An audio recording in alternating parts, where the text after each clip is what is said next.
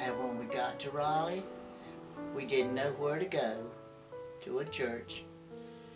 So Franklin Young came up to visit one night, and the church hadn't been started but just a short while. And we have been there ever since. Well, it was just a big house. They had taken a petition out to make a big area, and there wasn't anything. You had to go upstairs to go to the classrooms, and of course we had some downstairs, but there was we came a couple of times, and we decided this was where we wanted to go to church and have our children to go to and be raised. We were already living in Raleigh, and we knew it would be well to be close to our church to serve the Lord in. And so the in-town church was different for us. After we stayed there for a while, then we moved down to Easton Lane. He helped us purchase the property here.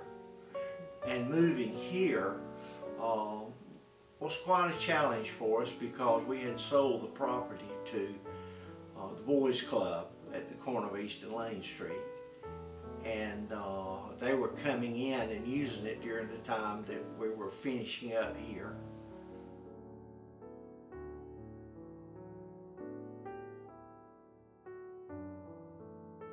The thing that really drew us to the church, the primary thing, was the friendliness of the church. When we visited the church, how friendly the people were. One of the reasons we began attending Beacon Baptist Church was Mara was a former student here. This was her high school, and we decided to come visit the church, and I was immediately taken with Pastor Raven's services, his preaching. So, for me, just the first time we drove into the parking lot, from the smile on Curtis Freeman's face to Marvin Williams meeting us at the front door, taking us in to meet Martha and Eric Johns, it was good. We felt comfortable. First time on campus. One that stands out in my mind is the night that my sister walked the aisle for Jesus. We actually came to visit the school, to interview with the school, and met Modesty Kavanaugh. She toured us, and we really didn't know anything about the church. And she and Mr. Osley invited us to come the following day, and we had our 8-month-old son with us. And in coming to a new place, you don't always, and not knowing anyone, you don't always want to leave your children. However, she fortunately was going to be in the nursery that day. So, like Scott said, we walked in, Marvin walked us to the nursery desk, and Modesty was there and took our baby for us, and been here ever since.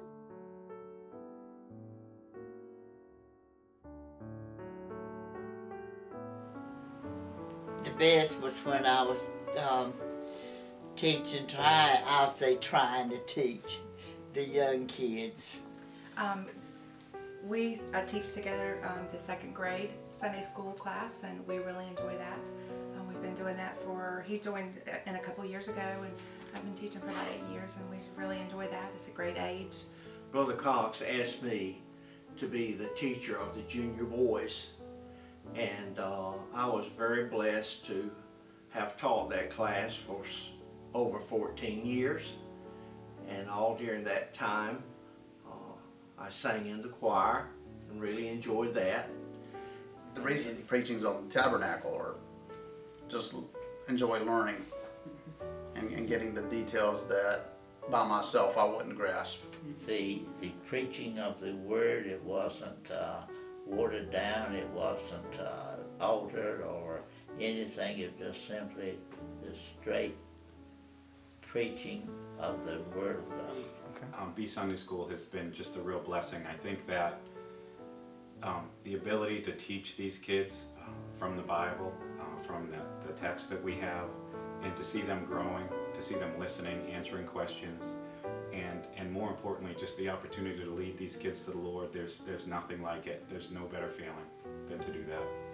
Well, we had not been here too long before Brother Hershey asked me if I would start teaching the juniors and Sunday school, and I was blessed by him asking me to do that because I dearly loved it.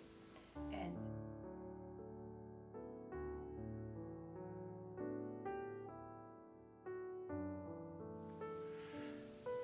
to maintain a very strong and vital church, it is very important that a person stay faithful in all areas of ministry.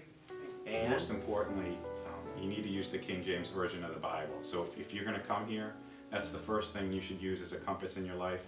It makes me real happy to know that it's a church that everybody can love. It's not the church, it's the people in it.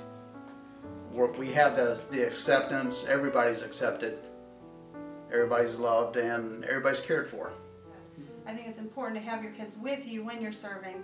I know anytime there's an event here or when we're serving, whether it be Reformers Unanimous or Sunday mornings, having our children here, they look forward to coming. And I think if they're taught at a young age to enjoy serving, and it's a privilege to serve, that will then carry on to the next generation. stickability is one of the things that's so very important. When you find a good thing, stick with it. And when we found this church, that was our good thing. And we love it. I wouldn't be anywhere else.